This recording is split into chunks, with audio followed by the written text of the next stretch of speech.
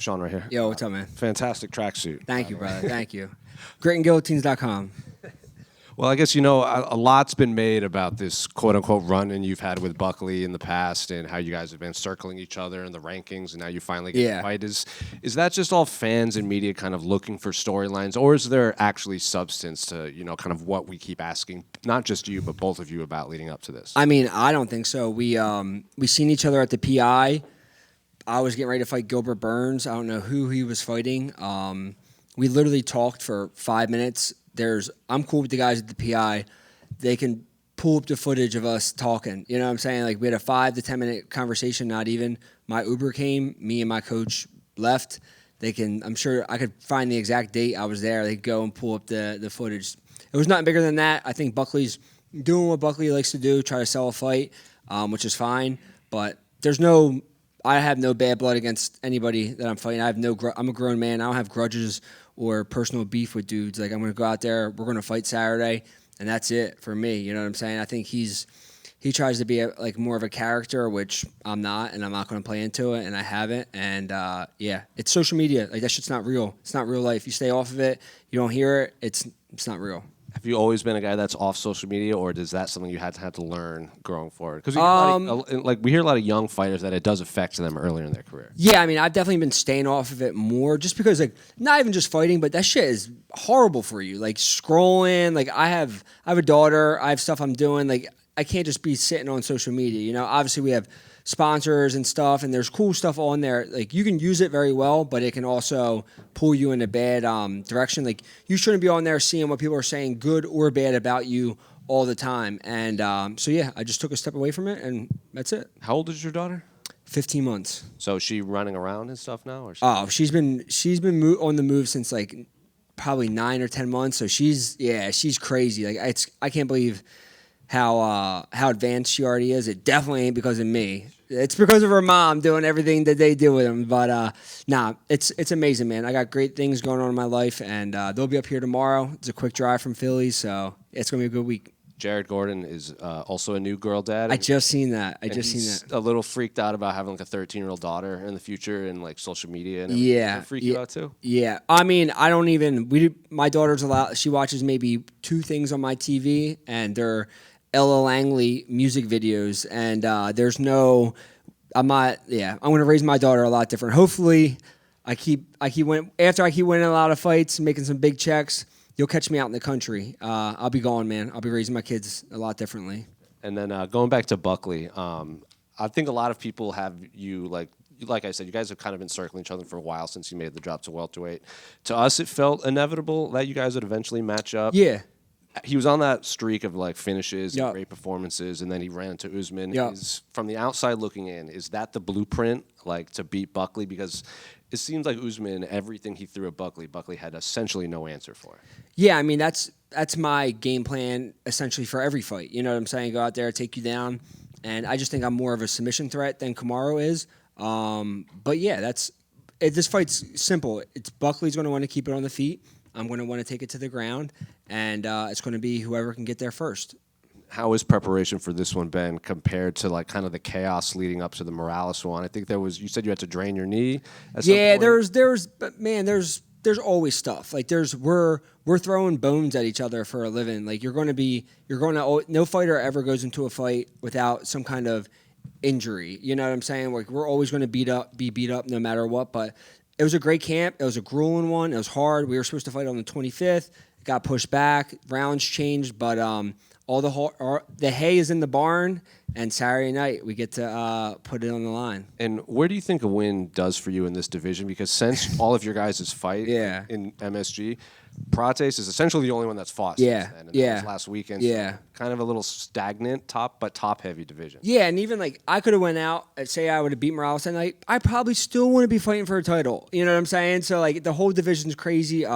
Prates, if Ian Gary didn't sign that contract, Prates is probably getting that shit next. And who knows if Ilya wins? Ilya could move up and fight Islam. So I'm not worried about chasing the top of the after I beat Leon, I was supposed to be next, and obviously that didn't happen. So you just have to keep winning fights, and hopefully you get blessed with a title shot. We've heard in the past, I think even Woodley said that at one point he always was chasing the title shot, and then when it didn't come is when eventually it did. Because he was focused on it. Is that where you're at now at this point? Yeah, and I've always been, even when people were telling me about it, the Leon fight, they're like, you beat Leon, you're getting the title shot. And I didn't believe it then. I obviously don't believe it now. But I think a good win against Buckley puts me right back in the top of the division. I'll get a big fight, and then we'll keep it rolling.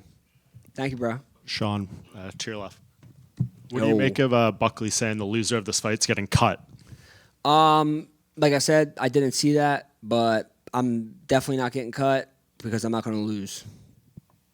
Simple as that. And whoever loses this fight isn't getting cut. We're in the top 10. We're two of the best fighters in the world. But I ain't worried about it because I ain't losing. What did you think of Carlos's performance and Jack's performance this past weekend? Man, Carlos looked great, but it's something I've always known. Looking at Carlos is you better grapple with him. He's big, he's long. Obviously, Jack had some success at the end of the first, took him down. Second round, he almost had his back slid off the top. That was a crucial moment, and then he ended him with the kicks.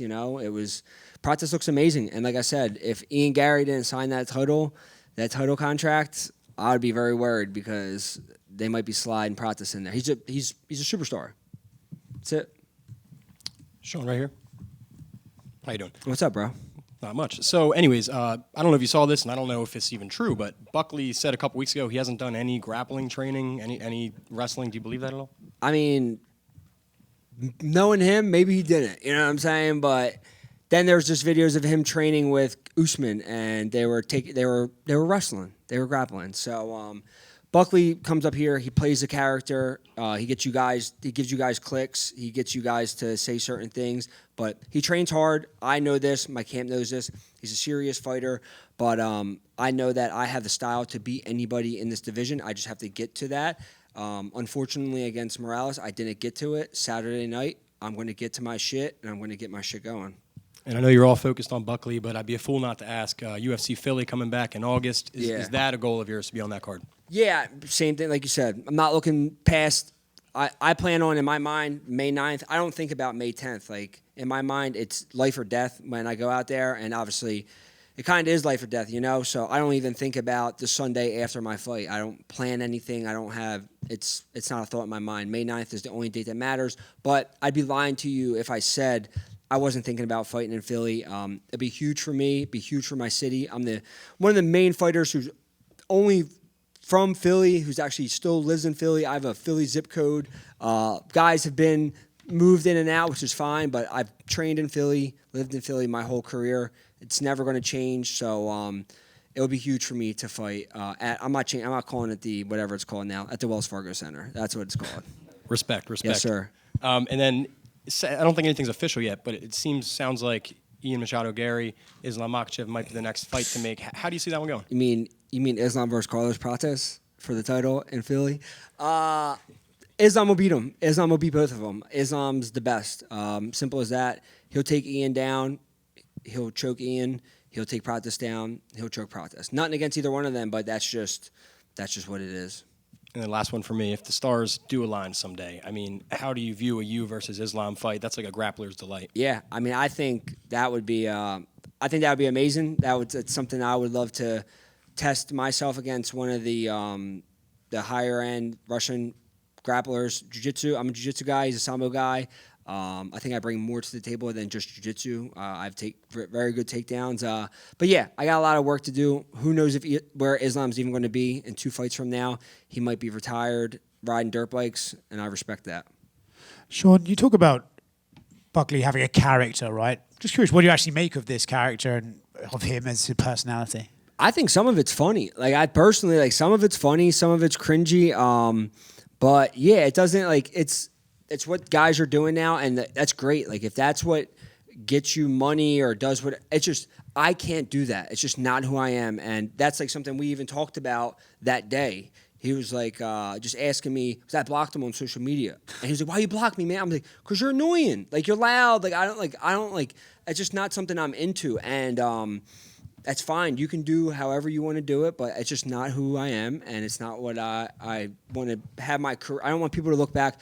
I want to take like the George St. Pierre route. Like, I want to be just a respectable mixed martial artist who trained hard, was well-rounded, went out there, fought, and wasn't a piece of shit outside of the octagon. I'm not saying he is, but a lot of these guys are pieces of shit. So MMA is a huge thing in our lives, but that's something I've come to realize is it's more important of who you are outside of this than when you're in it.